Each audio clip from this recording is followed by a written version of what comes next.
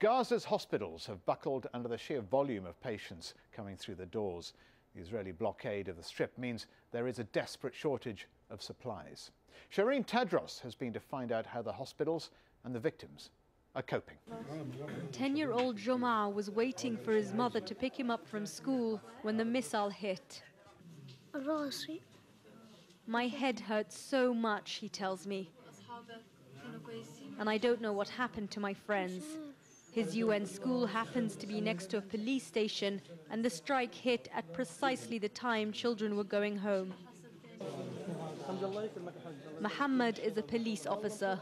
On Saturday morning, a missile hit the station he was working at. I told him Israel says they're targeting Hamas's security apparatus. The police force is not political. It's an institution for the people. And Rawya is a doctor. She was working at her clinic when an airstrike hit the police station next door. Rawya has 3 children. And now, as a direct result of Israel's so-called targeted strikes, doctors say it's unlikely she'll ever see them again. The invasion started 2 days ago, and it was so hard that we were rushed by cases which are very complicated, serious cases, and dead bodies reached the hospitals at once, hundreds of them, dozens, and everybody was just thrown on the ground like that, and we were just running between them like a chicken without head, just in order to save lives as much as we can. All over the hospital, we saw civilian casualties of what Israel calls its war on Hamas, and spoke to those whose lives will never be the same again because of Israel's decision to dismantle Hamas by destroying Gaza. The hospital is chaotic. Hundreds of people are just standing around waiting. There aren't enough beds to treat the injured. There isn't enough spaces in the wards for the family members who are waiting. Meanwhile, doctors are telling us that they're running out of every supply, from solutions to gauzes. And right now, one of their main problems is that they're running very low on almost every single type of blood. And beyond the physical scars we witnessed are the mental ones of those who have lost loved ones. These are visible too.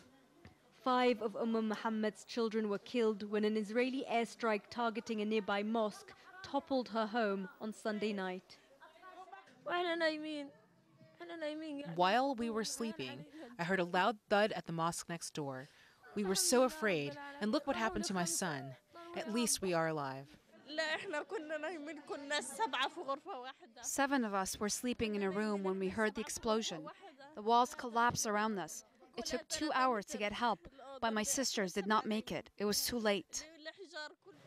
Days of continuous Israeli bombardment have also taken their toll on the Strip's already poor infrastructure. From the rubble that was once a mosque that happened to be by a police station, to the school hit as Israel targeted another building nearby. And all this as Gaza's 1.5 million people lie trapped inside this war zone, afraid they'll be the next ones in the wrong place at the wrong time. All around Gaza are makeshift funerals, but few attend. People here are too scared to venture out, even though they know staying indoors is no safer. The tents, another example of how Gaza is becoming a graveyard. And as Israel promises to continue its war as long as it feels necessary, what everyone here fears is how many more lives that will take. Shireen Tadros, Al Jazeera, Gaza.